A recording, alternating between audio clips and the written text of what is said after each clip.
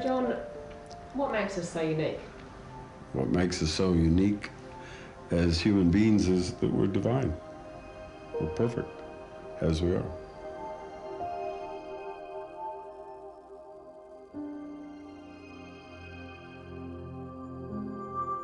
In this fast-paced world that we are living in today, how often do we stop to appreciate the beauty that surrounds us? How often do we acknowledge the magnificence that exists in each and every one of us?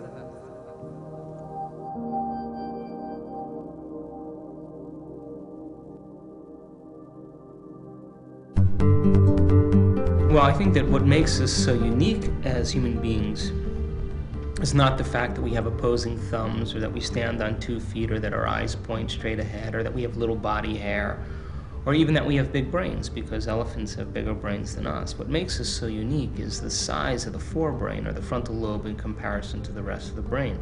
The frontal lobe is a part of the brain that creates and dreams and sets goals for our future. And to think that back in the 1930s, through prefrontal lobotomy, we were actually destroying this part of the brain by severing the connections in the prefrontal cortex. We were actually interfering with an intelligence far beyond what we are just beginning to comprehend. There's 50 trillion cells, give or take a few trillion in the body, and they all have to work together as a team. And it's really, that's what makes a person and not just a collection of individual cells, is the communication paradigm of pulling all the different kinds of cells together so that all of their different functions contribute to each other and make a living organism. Every cell in our body has its own respiratory system, digestive system, immune system. Every cell in our body is brand new at least every year. Some cells much faster than that. Like, for instance, our digestive lining is replaced every 3 days because it's a pretty high-stress environment.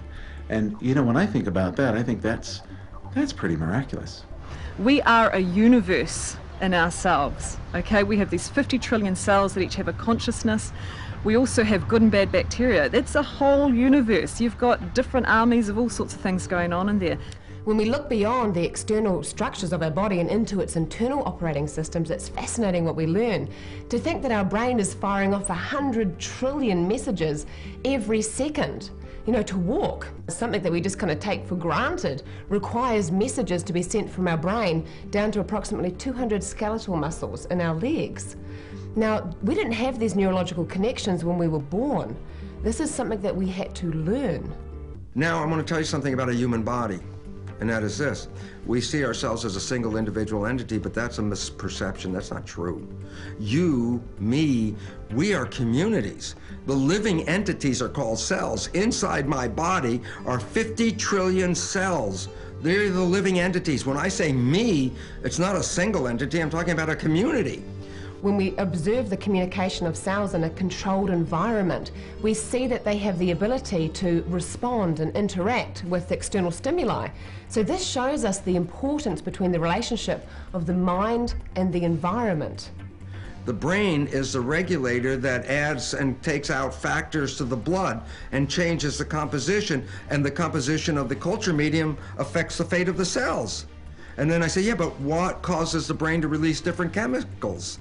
And the answer is perception, mind, belief. We are both human and heavenly. We're both self and soul, you know, simultaneously. And it's only our perception, our belief, our experience that differentiates between heaven and hell, paradise and poverty. Positive and negative are one of the same things on a continuum of different extremes. Now, in the middle of these extremes is where life is just life, until we attach meaning to it. And the meaning that we attach is an extension of our intuition and our perception of the world. Now, how we perceive the world is in direct correlation to what we have learnt pre-birth throughout our childhood up until now. You have a child in a schoolyard, and all the children are playing in the playground. And you're sitting there on a bench, and your child's on the swing, and the child falls off the swing, and then there's a moment of like, it finds itself on the ground totally confused. The first thing it will do is look at the parents. If the parent is like this, the child realizes something is wrong, and then the child will begin to cry and be upset by this experience. In contrast, if the child falls off the swing, looks at the parent, and the parent goes, "That's okay, get up, dust yourself off, and let's get on with the game," the child will get up and everything will be fine. Some people are very good at presenting us with opportunities and experiences to grow. Some people are very good at doing the opposite. Experiences and opportunities and invitations to perhaps believe things about ourselves that might actually not be accurate, or that actually might be somebody else's belief. Who we believe we are is dictated by all the things that we were told about ourselves and where we fit into the world, up until about the age of 7 or 8. After that, most of our learning about us is completed. We are programmed. And the issue is, sometimes we're programmed correctly to make the right response, but sometimes we're programmed to make an incorrect response. And that's where the problems in our world come from, because if we have a misperception, a misunderstanding of the world, and make an inappropriate response, then we're out of harmony with the world. From birth to around 2 years of age, a child's brainwave state is in delta. Now this is a state of pure observation and download of sensory information. From 2 till 6, it jumps up again to theta, and this is the land of fantasy, you know, the land of imagination. And so what's important to know here is that as teachers, as parents, as role models in society, this is a highly hypnotic state. The first 6 years is a highly hypnotic state. So the question is, what are the programs that we are embedding? What are the belief structures, particularly through our throwaway comments, that are being created about the identity of self? Now, as adults now, the answers in terms of our belief structures, if we were to look back over our childhood, the answers are encoded in our upbringing. Well, I mean, my father was an alcoholic. My mother was, you know, someone who had a lot of issues with being bipolar, manic depressive. And so, you know, we came from a Catholic family, and conversation wasn't something our family had, you know, and the conversation, what we knew was conversation, was conflict. That's how we learned to communicate, was through conflict. I came from a very talented bunch of brothers and sisters. We were all into music. We started to do a lot of singing competitions past the point to where it was enjoyable, and sometimes I can experience, I experienced encounters of getting beaten right before going on stage, and somewhere in there I got very mixed up with the I have to win in order to feel like somebody, and singing no longer became that peaceful place to where I could just go and let go of everything. You know, all of that was just, you know, massive conflict, and, you know, not really having any idea of how to resolve the thoughts and feelings that I had about myself and about the world, and how my lack of inability to really relate to people. And finally I realized, you know, something isn't working here, and that's when the sweat lodge came. And so from the sweat lodge is when everything began to change. And that's when I really started going inward to find out, you know, why was I in so much pain? What was this thing about, you know, life and all of that? And that's when, you know, that journey began. You know, we're growing up in a high stress environment with very little education on how to manage that stress response. And because of our evolved neocortex, our language, our intelligence, you know, we're experiencing not just the likes of stress from external triggers, so like a car pulling out in front of us, but more frequently we're experiencing the triggers of internal stress. So the memory of a past experience, or the anticipation of an upcoming event. So because we have the ability as human beings to make thought more real than anything else, we can begin to become so obsessed about an idea, a thought, a future event, or a past event, that we can become so intentional on it that we literally make that thought real. And the moment that that happens, the thought becomes the experience. And once the thought becomes the experience, the end product of that experience is called an emotion. So we condition the body to memorize states of mind that ultimately become conditioned in the body. And when the body becomes the mind, that's a habit.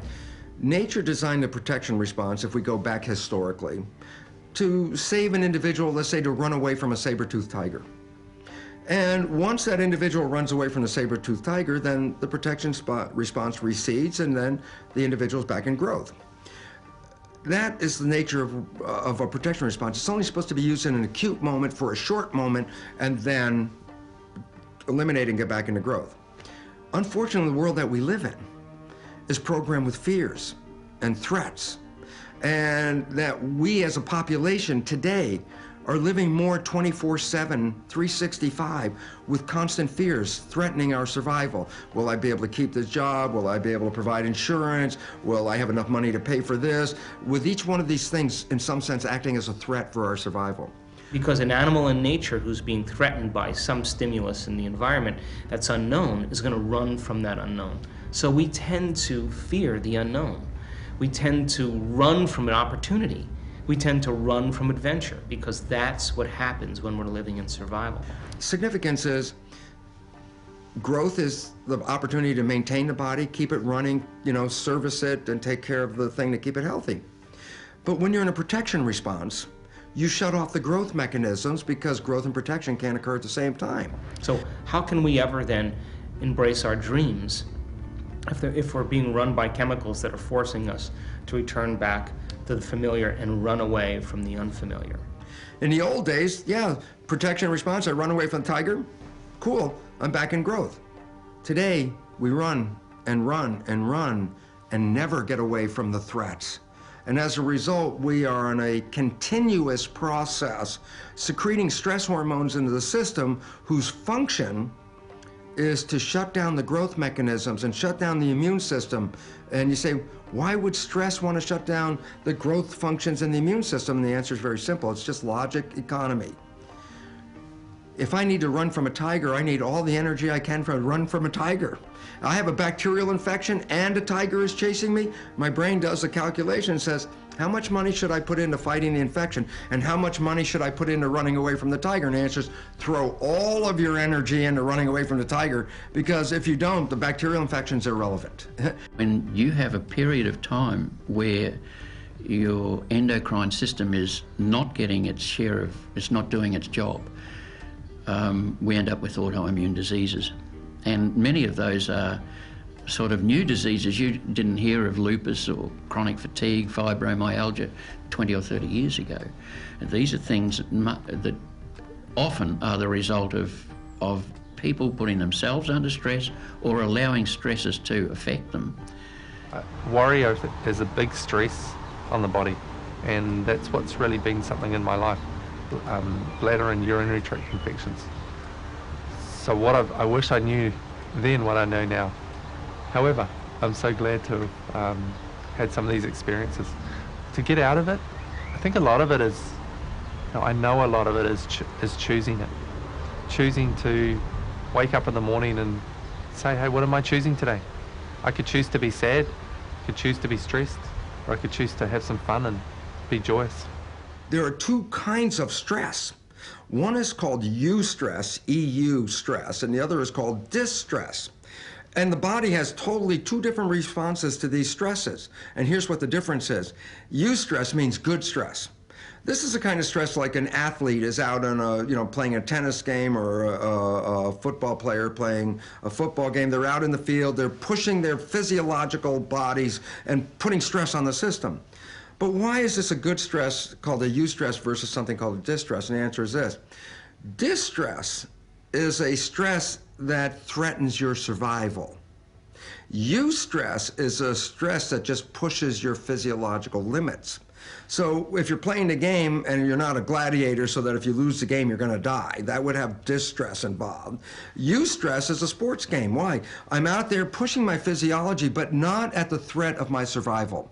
So that releases a whole different chemical milieu within the body that controls the cells in a different way. It encourages their growth and maintenance and builds the muscles and builds the system to deal with that kind of stress. So when we are stressed, it's what happens in the heart goes into incoherent rhythm. It means it's a kind of chaotic things.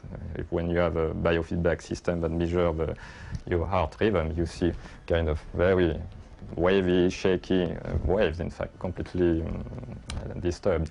So it means your heart is like the orchestra playing completely wrong tune. And when you are in relax, well, in fact, your heart rhythm makes really nice waves, very what we call coherent waves. So it's not only the waves, it means all your physiology goes into coherence. It's like everything is in tune, works well, and you can measure that very easily. Stress isn't the actual issue. It's the recovery phase that we're not doing that's the issue. And if we think about it, animals do this instinctively. You think about a dog that gets the sense of a rabbit, you know, the smell of a predator fires off that fight-flight response and it's off for the chase. And at the end of the chase, you will see it stop. And it's going into that recovery phase where you will see it panting, it slows down its breathing, and it rests. Now, as human beings, because of our conditioning and our interaction with our fast-paced environment, we don't stop. And as a result, we are continuously releasing a little bit more cortisol and a little bit more adrenaline into the system. And over time, this shows up in the body. When all we need to do is to remember to stop. Focus on our breathing, bring it into our awareness, and slow it down. Now, when a baby is in the womb and under stress before birth, one thing that we measure is the heart rate, what we call beat-to-beat variability. And that is the most accurate sign that this baby is distressed and needs to be helped. Exactly the same in an adult, that it's our heartbeats that tell us how anxious we are. Usually, most people breathe at 10, 12 breaths per minute. It's considered normal by conventional medicine, but it's normal, but it means it's a normal, chronic, low level of stress. In fact, if you want to go in coherence, in a really relaxed level, you need to go down between 4 and 6 breaths per minute. The coherence that's created in the brain sends a coherent signal down the central nervous system, which then sends a signal to all other systems in the body, and that coherent signal starts self-organizing or reorganizing, and then the person starts to have their immune system bounce back, their vision to improve, their digestive system to change, and they start feeling a greater sense of well-being. When we don't stop and give our body a chance to reorganize itself and continue to maintain a stressful state, we continue to divert blood from the stomach into the larger muscle groups. Now, over time, we may hear our body trying to talk to us, you know, like, have you ever been worried to the point where you felt sick to the stomach? This is a message from our body to review how we are being. It's believed that as many as 70% of the Western population has some form of leaky gut. The cause of that is often antibiotics, certain prescription medicines, anti-inflammatories, contraceptive pill, processed foods in our diet. Stress is a major contributing factor to that. What happens in that situation is that we eat our food, and tiny little particles of our food then are able to penetrate through the wall of an unhealthy gut, which creates an inflammatory response throughout the body. Now, 80% of diseases come from some form of inflammation in the body. One of the very interesting facts about our body is that we have many more bacteria in us than cells, and we have sort of many trillions of cells. Now, most of those bacteria live in our bowel, in the crevices of the bowel. In fact, you know, I think we have about 40 trillion bacteria within us. In fact, we are a composite of cells and bacteria. And the other interesting theory is that the very mitochondria in our cells, every child learns about mitochondria in the cells, may have evolved from bacteria. In other words, you know, these are things that we're trying to kill, but are actually intrinsic part of it as well. There's a thing called opportunistic organisms in the medical community.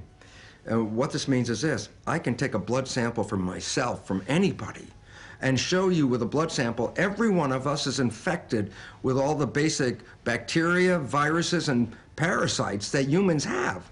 And you say, but look, I don't feel like I'm infected, I'm pretty healthy. And the answer is, as long as my immune system is working up to its potential, then we suppress the opportunistic organisms. If the immune system becomes compromised, then the opportunistic organisms take over. Well, when you think about it, then this is why stress and illness are always connected. At school, when exam periods come up, that's when the students get sick. Why? Because when they get stressed of the exams that are determining their future and their lives, they're releasing stress hormones, which then shuts off their immune system. Now they're ready to get sick. And what happens is that when the body gets out of balance, we get a high amount of bad bacteria and bad fungus growing, and the good stuff that supports our immune system, that supports our health, mentally, emotionally, physically and spiritually, is suppressed. I mean, one of the areas that we as doctors have sort of, I suppose, the areas of prescribing that we've been involved in a huge way, and certainly in general practice, is the use of antibiotics. And there's no doubt that the use of antibiotics is important in many cases. Tonsillitis, for instance, if we know it's a particular bacteria, then we know that's terribly important to use that. And also, if we have a case of meningitis, it will save lives, and if we have a case of pneumonia, it's important. However, for the vast majority of people that we're seeing, people are having virus infections, and in fact, taking an antibiotic is of no use at all. In fact, in England now, with sinusitis, it is not recommended to start with antibiotics, and that's still been in many places around the world, even in ear infections in children, antibiotics aren't used. Do you know what's in an antibiotic? Do you know what's in immunisations? Do you actually know what you're putting into your body? Antibiotics were created to assist the immune system, and yet one of the side effects is that they kill off the good bacteria that encourages the growth of the immune system. The best way that we can strengthen the immune system is through things that we already know, like having a good night's sleep, eating living, unprocessed foods, getting outside and getting fresh air, and in particular for our children, letting them eat the dirt, kiss the dog, come inside and not have to always wash their hands before they eat, not cleaning every surface with an antibacterial cleaner because bugs are good. If we can allow our children to strengthen their own immune system, then they're more likely to be able to have their immune system carry them through the healing phase when they do get sick. The sorts of things that will happen during this healing phase can be the obvious sweating or crying's a good one. We might go to the toilet an awful lot more. That really is the body's way of getting rid of the stuff that it no longer needs. But here's the interesting thing about this healing phase. There is a point during that healing phase, usually about halfway through, when the symptoms that we had when we were still in conflict are either the same as or greater than they were in the first place. And so it'll spike, the symptoms will be the worst they've ever been, you'll probably have your worst night ever, and you'll think, oh my goodness, I thought I was over it. But then sure enough, within 12 to 24 hours, that spike will drop, and you'll be back on the healing path. But guess what? Most people actually either reach for the medicine cabinet or go to the doctors in the middle of this healing phase. Through our overprescribing, we are getting resistance of the bacteria that we really can do less and less about. And on top of that, we have many strains that are resistant. And so many hospitals are in a state of upheaval because of the bacteria that are there that are actually resistant to all sorts of medication as well. So we've learnt that actually this sort of overuse of antibiotics has actually got us into trouble. And in fact is based on a misunderstanding of ourselves, that in fact, we are here in harmony with nature. We can resist the temptation to go perhaps for medication or to go and see the doctor, allow ourselves perhaps another 12 or 24 hours to allow things to settle. Because I don't know about you, but if you've ever had a cold, the cold has never lasted. It's always gone. And it always will. It's a question of whether or not we interfere with it by taking some, for example, pharmaceuticals and putting more emphasis on the immune system to try and sort it, or we trust the body's natural healing rhythms, natural healing process, and our own internal pharmacy. We are our own chemists, and through self-education, we can learn how to heal the mind. We can learn how to heal the body. We can learn how to heal past trauma, and through learning how to use our own natural chemicals, most importantly, we can learn how to self-care. Let's suppose a person is forecasting or expecting an event to happen based on some trauma that's happened in the past. As they begin to anticipate the event, as they begin to expect it, as they begin to get ready for it, as they begin to think about that future event, they begin to release the chemicals that prepare their body for the event ahead of the actual event. Now, when we begin to anticipate events and we get it right, we pat ourselves on the shoulder and we say, you see how smart I am? You need to hang out with me. I know all the answers. But what happens when we don't get it right? And when we don't get it right, that's called anxiety, that's called insomnia, that's called obsessive compulsive disorders, because the brain begins to race into the future. And that racing process over time literally puts the memory in the body, and it now sits in a subconscious program separate from the conscious mind. If you're experiencing anxiety, that's a symptom that something's wrong. You need to change something. Now, it might be something you can address by learning new life skills, and that you can learn some techniques in various and sundry ways of managing your life better and getting over the anxiety. But the anxiety triggers you to the awareness that you've got an emotional holding pattern that needs to be addressed. Taking a pill does not address the underlying emotional patterns. All it is doing is putting a plaster over a wound that will continue to fester. A few years back now, I was strangled to the point where I couldn't breathe, and for 2 weeks I couldn't swallow liquids, I couldn't eat foods, and eventually the emotions that arose from that were significant and they needed to be addressed. Taking medication addresses the symptoms. It does not address the underlying root cause. I have one anxiety client that I'm working with now. She's made a lot of progress, but part of her anxiety started when she was run over by a car as a pedestrian that was running 100 kilometers an hour. And she lived through it, which is a miracle in and of itself, but she cannot count the number of bones that were broken or the number of internal organs that were damaged. And she woke up anxious out of that. Now, the doctors did a miraculous job of patching her up, but there was still more healing to do. And even a couple of years after the accident, she still had scars that were angry and red and not healing, and aches and pains in so many different areas of her body, and other organs that still really weren't functioning well. And so her metabolism was off and her immune system was off. And her anxiety was a symptom that she needed help. So how do we get help? If our bodies are so infinitely intelligent that we can self-heal, then why are there so many medications and a pill for every symptom? Our mind is brilliant. In fact, so much of the health and disease that we experience in life is directly linked to the perceptions that we hold in our mind.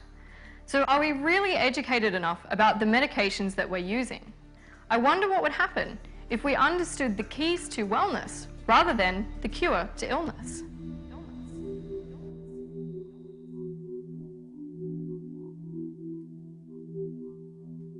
It's important to understand that we do not have mental illness, but rather that we do mental illness.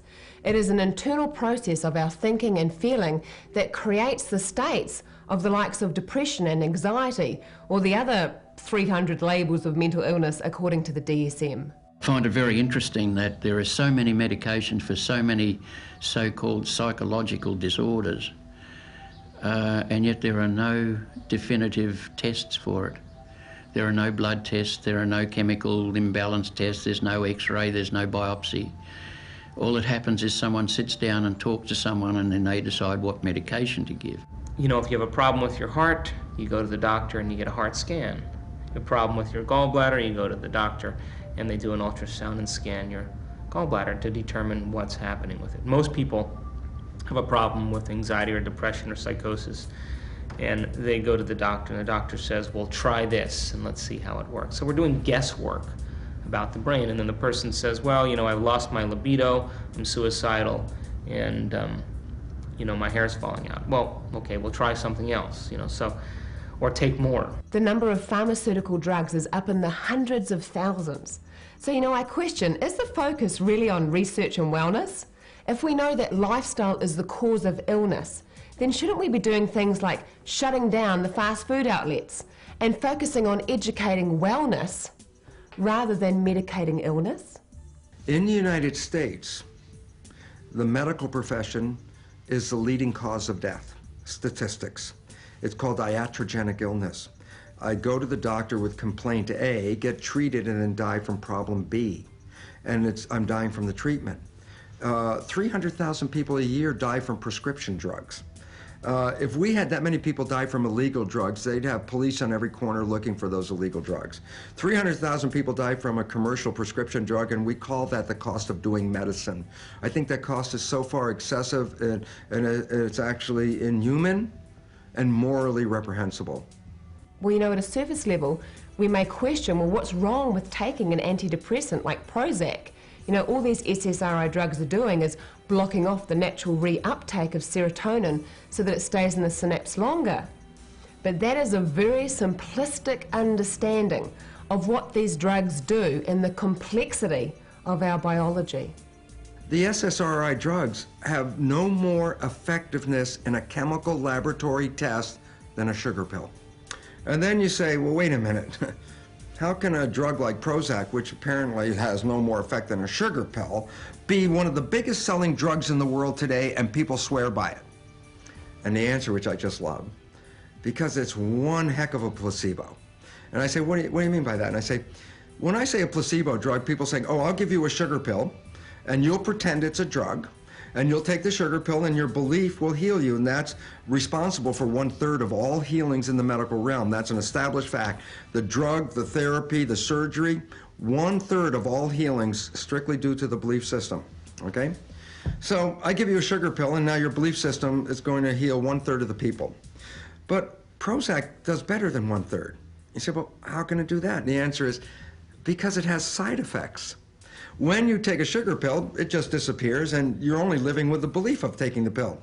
When you take Prozac, you get a side effect, a physiological feeling in your body. Things are changing, tingly, things aren't working just right. That to the placebo is a rocket booster. Not that I just take a pill, I know it's working, I feel it working, and boom, the placebo effect is amped up. So that all the great healing that comes from these drugs is just an enhanced placebo effect. And that is scientifically established. The good thing about pharmaceutical drugs is they have side effects, so therefore once you have a side effect, then we have a pill for that too.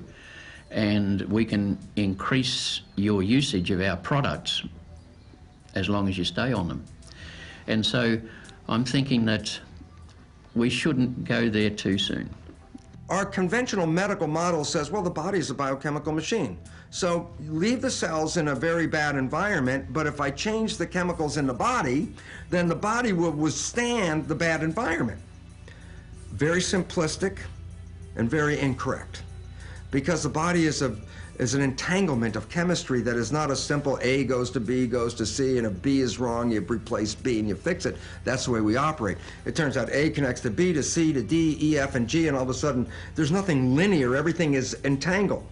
When you try to throw a chemical in an entangled mess, you affect maybe what you were looking for, but you also affect a lot of other things you weren't trying to affect. And that's why all prescription drugs come with a large number of pages called side effects. The most important understanding about this is these are not side effects. That's a euphemism. That's to make it say, oh yeah, this medicine was to cure A, and unfortunately it will kill you by doing B. But don't worry, that's a side effect. And the reality is, I'll have to just admit the truth, there is no side effect. Everything is a direct effect. Pharmaceutical drugs override your body's systems. That's what they're designed to do. You have the real thing, when your body's finished using it, just keeps flushing it out. When you have a patented synthetic, it can't flush it out, so that synthetic keeps working and working and working long after you didn't need it anymore. And that's what brings about the side effects. What we have found is that the violence that frequently shows up in the United States, like schoolroom shootings, like Columbine and many other shootings, almost every one of them has been precipitated by children who are on SSRI drugs, and we're in the process of not taking them or getting off of them, because those drugs, the side effect is suicide, depression, and anger and rage. So basically, it's funny because I read an article about the pros and cons of giving children Prozac, and the first paragraph says it's a placebo. Now let's look at the positive and negative side, and I'm thinking, The negative side is so disastrous that no one in their right mind who would know this relationship would ever give a child this drug. But I have to admit, being part of the industry for a number of years, the industry is driven by corporate interests, not science. Science is a pure driven field of pure philosophy and science and study. Corporate interests are how much money can I make? So we push the Prozac because the drug companies push the Prozac at the expense of the health of the children and people who take it. There are a lot of things that we can do to help people before they reach for the Prozac. But unfortunately, you know, we have been conditioned to expect from our doctor that bit of paper with a medication on it, a chemical. And I think we've got to be very careful that that medication isn't suppressing our feelings. If actually our feelings are at the roots of ourselves and our immune system, and very closely associated with our feelings, and that chronic illnesses may be due to feelings that haven't been expressed, we've got to be terribly careful that the medication that we're using isn't doing this very thing and suppressing those feelings.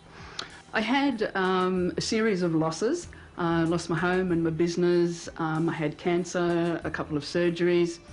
I had 10 car accidents. My sister had AIDS, and the culmination of that was my partner of 20 years left. And I plummeted. For the first time in my life, I really plummeted. I had weathered the other storms quite well. And when I went to my doctor, she said, well, you know, this has been going on for some weeks now, and, you know, I really think you need to be on something. And I said to her, my first response was, well, actually, you know, no, I don't want to take anything. I've had an awful lot of losses. Help me deal with my grief. I've had sisters that have been battling with mental illnesses, and I've seen them just chucked on all kinds of medications, and I've seen them so sedated. And I decided for myself, through seeing my sisters, that I'm sure that it had a lot to do with me getting my counselling and healing. I wanted to do that first, because, and if it was going to work, then I was going to roll with that. The thought of having a pill, to me, I knew it wouldn't be fixing anything. It would just be not only sedating me, but it would just be keeping me in a state where I'm not learning anything, where I'm not getting the real reasons of why everything is happening.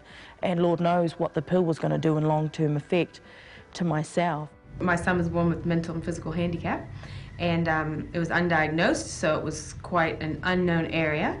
So for about 3 or 4 months, we were dealing with, you know, was he going to live, was he going to die, resuscitating on a daily basis. So naturally, life was traumatic.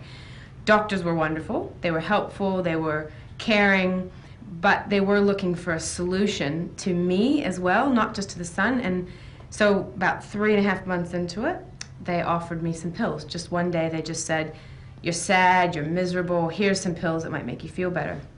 Their intentions were good, but when I went home that night I was thinking, am I really supposed to feel better? I mean, my son is going to die, whether it's tomorrow or in 5 years, he's going to die. Maybe I'm supposed to feel the depression, and maybe I'm going to be better for him if I'm actually alert and feeling, even if it's crying. And I had worked with people who'd been on pills, and I knew that sometimes it suppresses your personality. And I thought, do I want my son to have a foggy, non-Dana holding him? Or do I want him to have a real, true, sad mother holding him who's loving him? And so I decided, no, I'm not going to take the pills. But a week later, I was really tired of being sad. You know, I wasn't happy, and I thought, well, just sitting in this place wasn't really working either.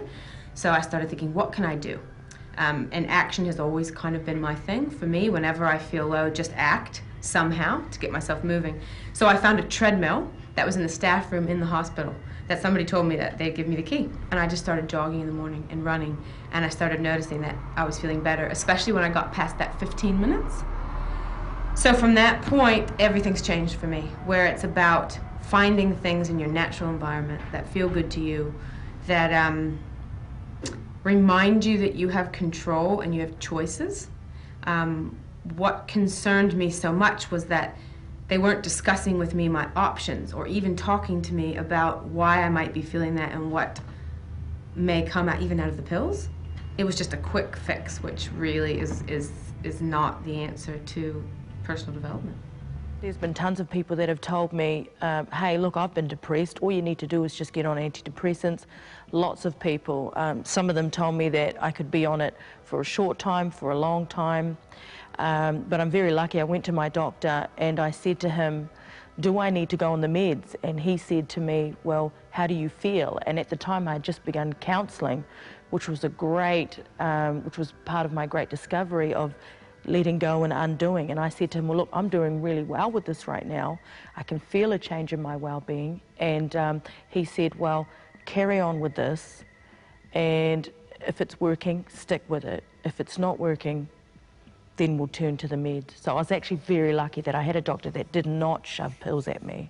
We bought a belief system that medicine knows, that they tell us what works, and then whatever the doctor says, the doctor is the boss. And we take these things without questioning. And it turns out it's time to question. We're asking what is wrong, and when we ask that question, it implies what's wrong is going to stay wrong, and then we need to have a fix for it. So in so many situations, what's wrong seems to be a chemical imbalance, that the body's no longer producing some chemical, whether or not it's a digestive enzyme, or it's a hormone that helps to regulate the menstrual cycle, or whether or not it's actually perhaps a chemical that affects mood in the brain. And when that diagnosis is made, like, let's ask what's wrong, oh, this is missing, that leads to the natural solution of, let's give you a medication to supplement that brokenness, that deficiency. But that presupposes that the body is never going to be capable of manufacturing that substance again. Now, what I like to ask is, what could be right? What could I be doing differently? What is the gift in all of this? What can I learn today about my body that can assist me in my process of growth? The question creates awareness and generates possibility, and from there we can choose. So when it comes to the healing side of things, it's the same principle. If we want to, we can play a part. But we need to play a part not from a point of ignorance, but from a point of understanding how healing happens and how we can have an impact on our own, which actually means not always taking somebody's advice from the outside or popping some sort of pill or having some sort of treatment, because there is enough research on the planet today to show that that is not always necessary. Being on medication is not right or wrong, it's individual choice. And you will know for you when and if the right time is that you want to come off medication. The key is to do it with support and do it safely, as many people will experience diarrhea, dizziness, panic attacks. So seek advice first on how to go about that. With the rise of naturopathic medicine, we've almost gone way off on a tangent of popping pills that way. So we've gone from this popping a pill from pharmaceuticals into this pro-popping vitamins and nutrients, when really it's not about popping pills, it's about feeding the body what it needs. Take a petri dish and take it from a healthy environment, put it in a bad environment, and cells get sick and die. Take your skin-covered petri dish, take it from a healthy environment, put it into a bad environment, your cells are going to get sick and have a disease or they're going to die. And then what we have done mistakenly is say, well, stay in the bad environment, adjust the chemistry. The new biology says, no, take yourself out of that bad environment, or your perception of that bad environment. Do not respond perceptually to that bad environment, and you will make different chemistry to the same stimulus. That means you have to be greater than the conditions in your life, be greater than the environment. No longer allow the environment to control your thinking, but now to have your thinking and feeling begin to dictate your environment. Even in the States, they recognize 90% of illness and office visits by doctors are due to a person's lifestyle. And you say, well, if that's true, wouldn't the mission of the medical profession to be to teach them, if your lifestyle's bad, then I should teach you how to have a better lifestyle? As doctors, healers, nurses, therapists, life coaches, we are aware of our being and how powerful that is as another human being in this process. Not a dominant person, but as a connected person. You know, there's a whole list of conditions that officially are incurable. And whether or not it's a psychological disorder or an autoimmune disorder, you know, autoimmune disorders are basically mostly classified as incurable. And when I can shut down my inner filter, my editor, my left brain saying, you know, I've read in the newspaper that it's not possible to cure that, then magic happens. The healing process is pretty well always a heart-opening process, where we go back into almost the processes, a little microcosm of their life, where they come to us almost expecting us to be a parent, a caring parent, where we show compassion. And then through the process, where they then receive compassion, they learn that how to receive compassion in their lives as well. And so we first of all engage our hearts, and then we put our heads together, basically, how we're going to do this. I toured with Patch Adams a few years back. We were compassionate clowns, and one of my best experiences of that was the Deaf, Dumb and Blind Institute in Moscow. Walking into the facility, had only come 3 or 4 doors into the room, and a little girl in a blue velvet dress came and took my hand and led me off to the side to another room, pulled me down and sat me on the floor and started playing with my earrings on my left ear. And I'm just present and waiting for getting a sense of what's going to happen, where is this going. And there was just this quiet moment of connectedness, but sensing, eager, waiting. And then she started to hum, and I could tell by the tonal quality of her voice that she was deaf. And she hummed for a time, and then she stopped, and she's still playing with my earrings. And I thought, oh, my turn. So I hummed. And she hummed, and I hummed for 45 minutes. And it's the only time in my life, for 45 minutes consistently, where I have had no other thoughts. I found through meditation, I used to just think that they were a bunch of hippies, but in part of my self-discovery, I'll always remember my first meditation that I had. For the first time, as I sat there, I just thought, okay, I'm breathing, I'm listening to my breathing. I do notice my thoughts are stopping. Well, wait a minute, there's me thinking. Okay, just breathe.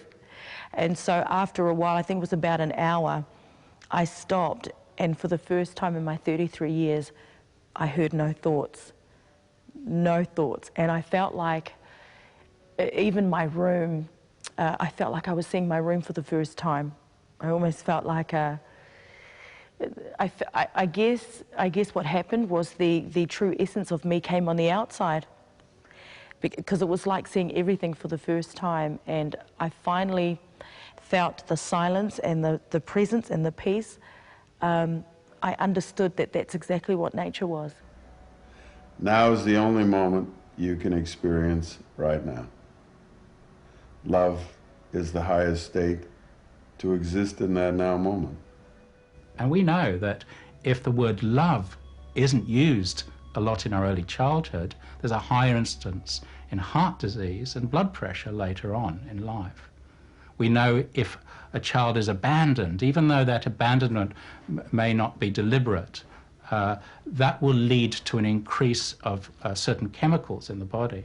One is called C-reactive protein, and this is a marker of inflammation. So that marker of inflammation could lead to heart disease, and they've shown that for children who have felt abandoned. Okay?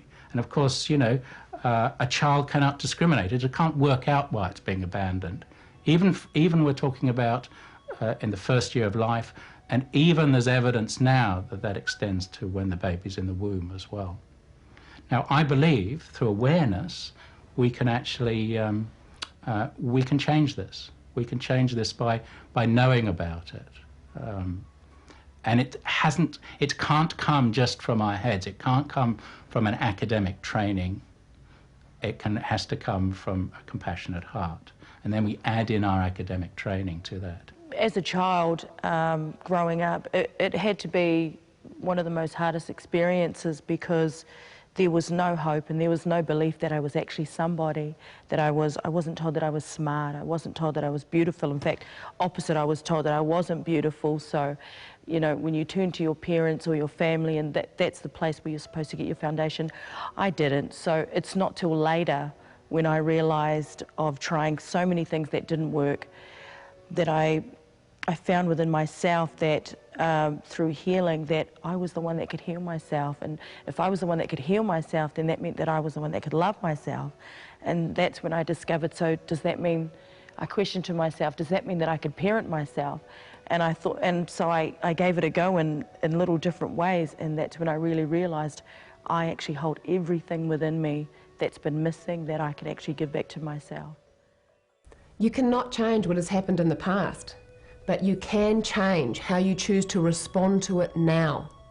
As an adult now, with all the resources that you have, you can embrace the love and the intelligence that you are. The grown me now, I can tell the little Camellia inside that I love her very much, and that I'm here for her, and that I'm her advocate, and that she can leave it all to me now, as opposed to how it was. I had no idea looking back that it was little Camellia leading her through such a turmoil time, trying to turn to substances and everything. I had no idea that it was the little hurt Camellia just trying to find her way. So it's really good to know now that I can hold the key, and that I can parent her, and that when she's loved in return, that we both work together. So the deep healing process takes us almost back to our childhood, to an ideal childhood when our hearts are open and that we're being listened to and that we're being cared for. And then we learn to care for ourselves. And for some people this can happen very quickly, and others it may take a year or two. But ultimately it's the basis of healing, and it's heart-based, and it's compassion-based, and it's empathy-based, and that's where we should start. I believe that the majority of physical healing does occur through emotional healing, which I feel is simply the opening of the heart. When you get the real lesson that's sitting inside the challenge that you're facing, crisis becomes a blessing, and suddenly a whole new set of possibilities opens up. As we're about to see, this is not only limited to the curing of mental illness, but also to cancers, tumours and other physical disease. We've been believing that these are genetically imprinted within us, but are they? We've been giving genes powers of turning on and turning off. Oh, a cancer gene turned on, a cancer gene turned off, this gene turned on, and all of a sudden we see, oh my God, genes are making these decisions and turning on and off. We've said that for 50 years. But scientifically, that was never proven, and now it turns out to be totally false for a simple reason. A gene is a blueprint, just like a blueprint in an architect's office. It's a blueprint to make the protein building blocks, and those are the subunits that come together and make our body. So our bodies are proteins, and the traits and characters of our body are the traits and characters of proteins, and the proteins are created using blueprints called genes. Well, the important understanding about this, when I say a gene turns on, a gene turns off, I'm suggesting that blueprints have self-actualization. Blueprints make decisions. And I say, well, does that seem reasonable? So I go, let's go to an architect's office. Here's an architect, and the architect's working on a blueprint. I stand over her shoulder and I ask her, excuse me, the blueprint you're working on, is that on or off? And she looks at me and goes like, what are you talking about? There's no on and off, it's a blueprint. I go, precisely. A gene is a blueprint. It has no on or off. It's either, like a blueprint, it's either red or not red. But the blueprint doesn't have an action. The blueprint doesn't make a decision. It has no power other than a blueprint. I mean, if we think genes work the way they do as blueprints, then that would give blueprints powers to regulate. If that was true, then an architect could take the blueprints, drive by a building site, throw the blueprints into the lot, drive away, and the structure will genetically assemble into the building. Well, we say that about the human, but it turns out it's all a misperception. It was completely misunderstood. We now know that there's a contractor that selects the blueprints and can modify the blueprints, that our contractor acts through a process, a mechanism called epigenetics. It controls which genes are read and how they are read. Now here's an exciting reality. Epigenetic mechanisms mean I can control the reading of the gene. By how? Through my perception of the environment. I read what I need in my mind, and my mind sends signals to my biology to adjust my genes to make my body match the needs of the world that I live in. When we start learning and experiencing how we can adjust our internal programming, we realize not just at a cognitive level, that genes are not in control of our biology, but we realize at an experiential level that we are in control of how we choose to express the genes of our biology. When a child is adopted into a family that has cancer running in it, the adopted child will get the cancer with the same propensity as a natural genetic sibling, even though it came from totally different genetic stock. The propagation of the cancer wasn't genetic, it was behavioral. It's based on epigenetics. And then you say, well, what's the difference? And the difference is, if genes control your life, genetic control, the belief that we've been programmed with, I'm a victim. Why? I can't change the genes. But epigenetic control says, no, wait, my perception is adjusting and causing the reading of my genes. Then if I change my perception, I change my genetic readout, and the answer is yes. And all of a sudden it says, well, wait, genetics makes me a victim. Epigenetics gives me the opportunity to be the master. I see a lot of people with cancer. I don't particularly like the term that the person is fighting cancer, and yet on our media we feel this every day. We are cancer survivors, we're losing our fight to cancer, which sometimes means that we're dying. I think these are all terms that I think are becoming outdated. And from my experience from dealing with people with cancer is how they face their condition is unique to themselves, and how they heal is unique to themselves. And in fact, we should be focusing on the strength of the person and encouraging them to accept help often from loved ones, and us to play a role in that. Those things are far more important than a fight. Dr. Dean Ornish, a cardiovascular physician in San Francisco, was working with cardiovascular patients, just like all other doctors do. And what he did is, like all other doctors, gave them the complete regimen of all the pharmaceutical drugs to maintain and keep them healthy as best they could with their cardiovascular disease. But he started working on this, and he realized he took a group of patients in an experiment that was published in a journal. And he said, rather than giving them chemicals and drugs, I'm going to teach them a better diet. I'm going to give them ways to deal with stress that are much better, teach them some meditation techniques, social skills, work on teaching them a different way of life. No drugs. The result, in the drug-treated group, which is conventional, if the drugs can stop the degeneration, that's called success. In the treatment group that Ornish worked with, no drugs, changed lifestyle, not only did the patient's degeneration stop, the patients regenerated their cardiovascular system. That doesn't happen in the pharmaceutical model. And the reason why that was important was it was not chemistry, it was lifestyle. If you do the treatment, your life may be extended to 6 months, and if not, you may only have 3 weeks. Very dangerous words. Do your research, because there is case after case after case of people who have decided against the treatment and instead changed lifestyle, and 15, 20 years later, after being diagnosed terminal, are living a healthy life.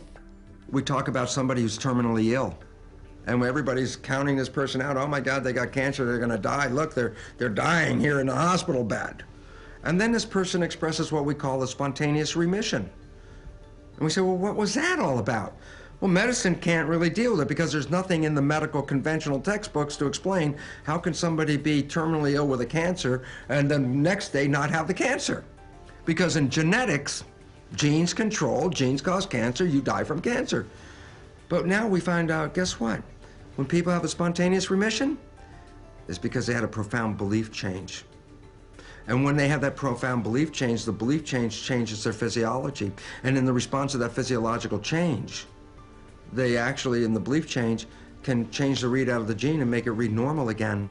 But once we've lived with the idea that certain conditions are hard or incurable, then we're not open to seeing miracles because we think we know everything.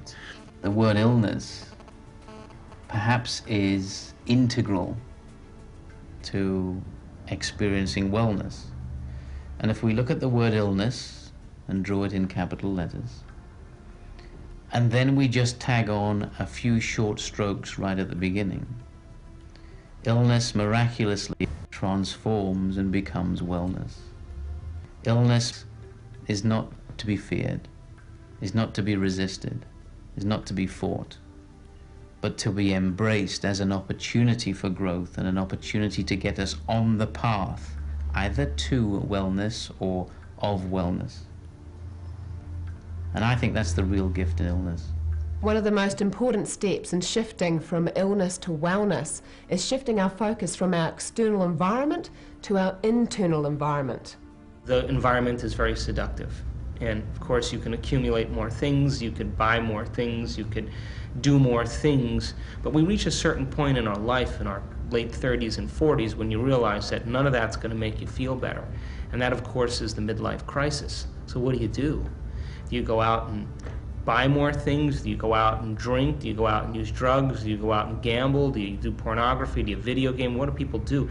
Anything outside of us to make that feeling go away immediately.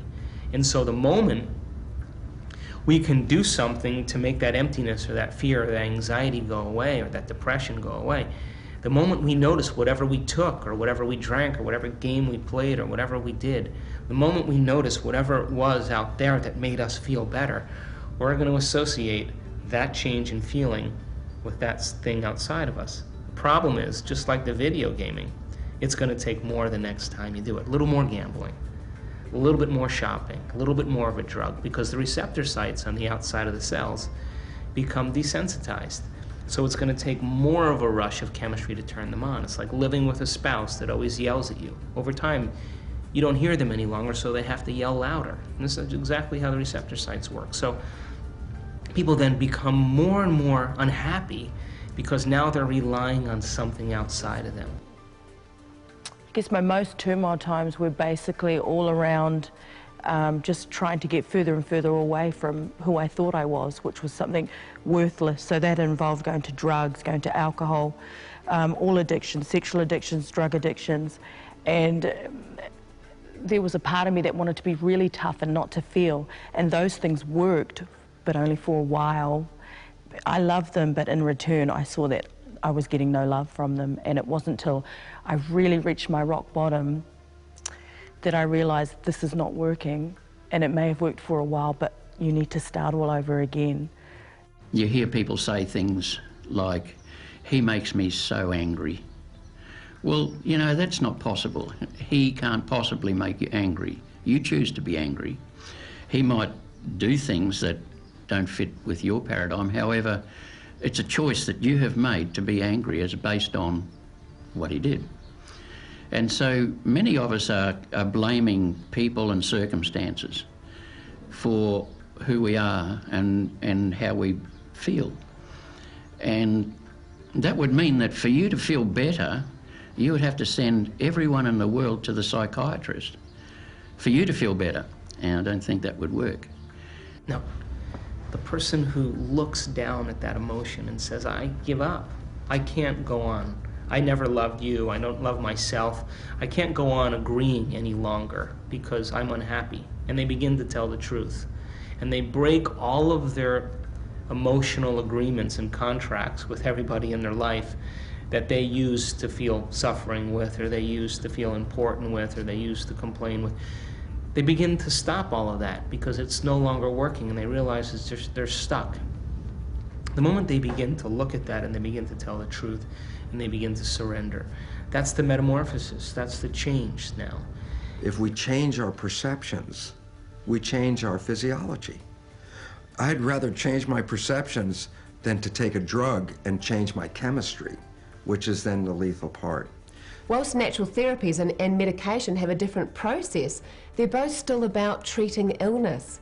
There needs to be a paradigm shift where it's not about treating illness, but about educating wellness, teaching the steps at a very young age to self-care, setting up belief structures about the body's innate ability to self-heal. It is not the doctor's or the therapist's responsibility. It is the responsibility of each and every one of us to ensure that we create growth, we maintain, and we heal our bodies. Teaching the brain and body how to bring itself back to normal or recalibrate it is, I think, the future of mental health. I know when I experience stress, anxiety and burnout in my life, that I was so busy building an army to fight my battles that I hadn't even stopped to take the time to consider that there might be an alternative way.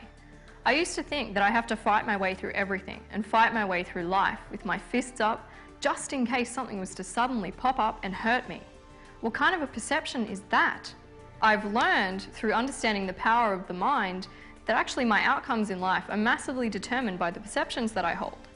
So when you come to the crossroads in your life, which you will inevitably do at some point, what are you going to choose? Are you going to take the same old beaten track, the one that you've been 1,000 times before, being who you were yesterday, today, or are you going to take the new path, the road less traveled, which may look rocky and rough, but actually opens the door to a whole new set of learnings, new set of insights, and a refreshing perspective on life?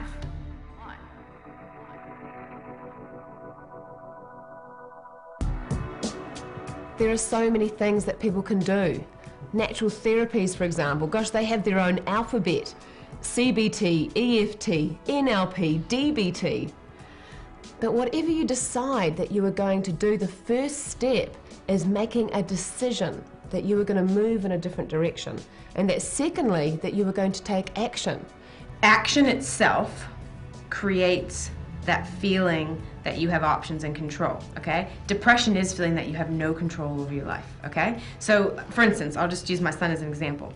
He didn't learn very well because of his mental and physical handicap. So if he was laying down on a blanket, we found it difficult to get him to learn to grasp his toys. The minute we got him a standing frame and got him upright, psychologically he was in a state to move. And so we would, within 2 days, he would be grasping a toy. Where laying on the ground is a state of inaction. So psychologically we would move, whether it's just going out and getting a pram and going for a walk, it's moving, and then we start thinking of forward movement. And when you're thinking forward and of your future and what you're going to do next, you're out of the victim state and into doing things for your life. Depression doesn't live on the ceiling, so stand up, look up, get moving, and that will get your heart pumping. So the heart has in fact 3 main functions. The one we know, it's pumping the blood and oxygen, CO2 and all these things. The second one is to create this electromagnetic field around. And another function also, the heart is a hormonal gland, so it produces a lot of hormones that affects also the brain and other function in the body. So the heart is a very, very complex organ that has a lot of actions everywhere, including our health, including our emotions and our mood. And so it's not only here, but emotion happens also here. When people have an idea, they're passionate about it, or they come up with a creative idea. It's something that is heartfelt. Jump into the mindset of a child again and dream without limitation. Like children, they love to be outside, and you come in, in the evening, and you walk out to the porch and you yell, "Hey, come on guys, it's time to come in and eat." And they say, "I'm not hungry." And then you say, "Well, it's cold outside, come on in, put a jacket on." "I'm not cold." And then you say, okay, well, listen, you're filthy, you're dirty, look at you, come on in, take a bath." "I don't care." "Well, it's getting late, you gotta go to bed." "I'm not tired." In other words, they're so immersed in the experience, they're so in the present moment that they never want it to end. That is the state of creation. Adults, you say, "Hey, come on in, it's time to eat." They say, "All right, I'm coming right now. It's cold, all right, bring me something." We live in, such a contracted state that we're missing the moment a lot of time. There are processes out there that allow you to become the director of your own movie, where you can edit the past and create your future at a whole new level of awareness. The great thing that comes from being aware is I have a chance to grow and be enlightened. So after I write what I'm aware of, then I write pretty much what I'm discovering and what I'm learning from that. So I have my awareness, little paragraphs, and my enlightenment. So that's much better than writing and keeping myself an identity of the victim Camellia. What is the victim Camellia feeling today? No. What is Camellia aware of today? Now, in a state of creation, when we're truly creating, when we're inspired about a vision, a dream, when we're thinking about possibility, when we're speculating on inventing something new, if we're doing it properly, as we begin to contemplate and reflect on a possibility, the whole chemistry of the brain changes. The hindbrain begins to cool off and the forebrain begins to turn on. And the forebrain is the executive. That's the seat of the you and the me. That's the boss of the brain. When we access the frontal lobe and are focused on creating the future rather than dwelling on the past, all other parts of the brain come into alignment, and no longer are we operating out of the emotional part of the brain, but out of a higher level of consciousness, inner strength and power. But for me, the most exciting people who testify of God's power are those that get into the state of religious ecstasy and say that God protects them to the extent that they drink strychnine in toxic doses with the belief that this poison will not affect me because God will protect me.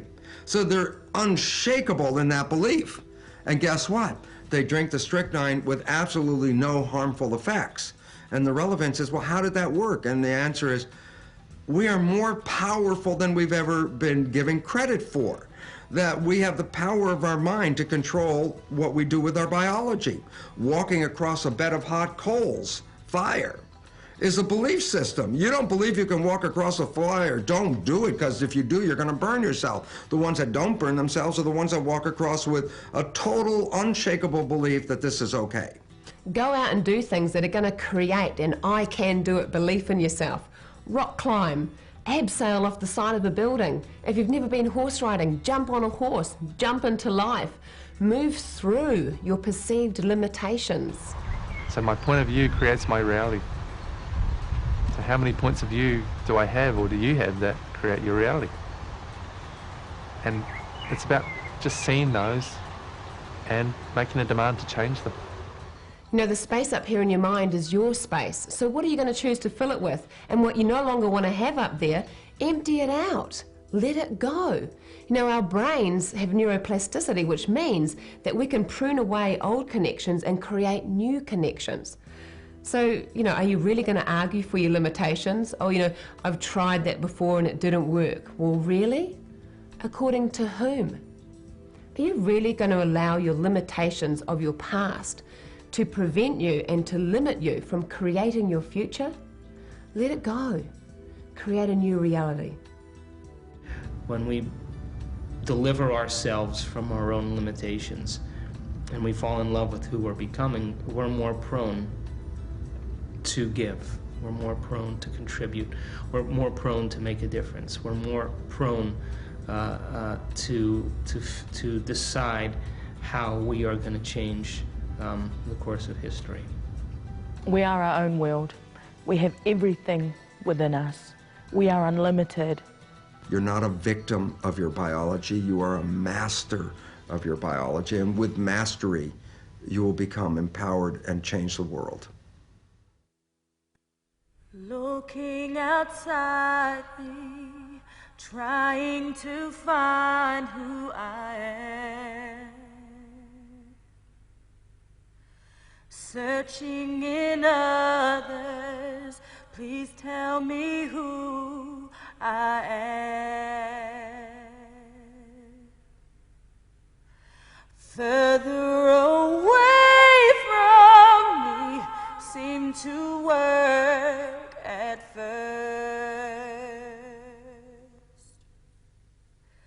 till rock bottom found me. Only then within me I heard,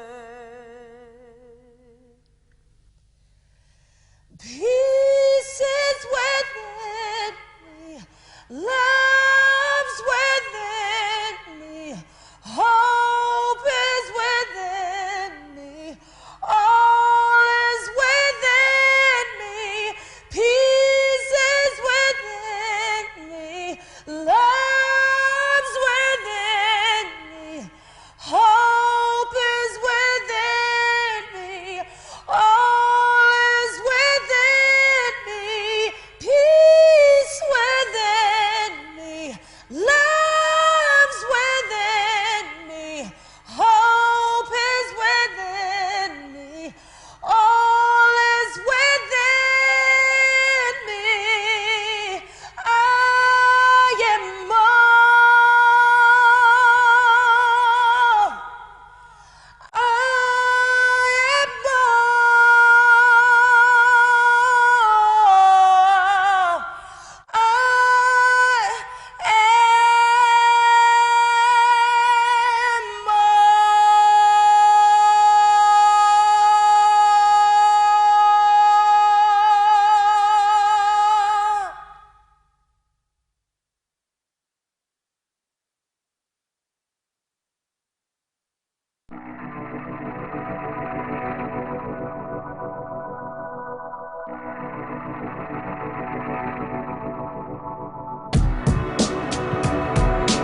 Every cell in the body is a vibration of energy, and food, which is made up of cells, live living food, is also a vibration of energy.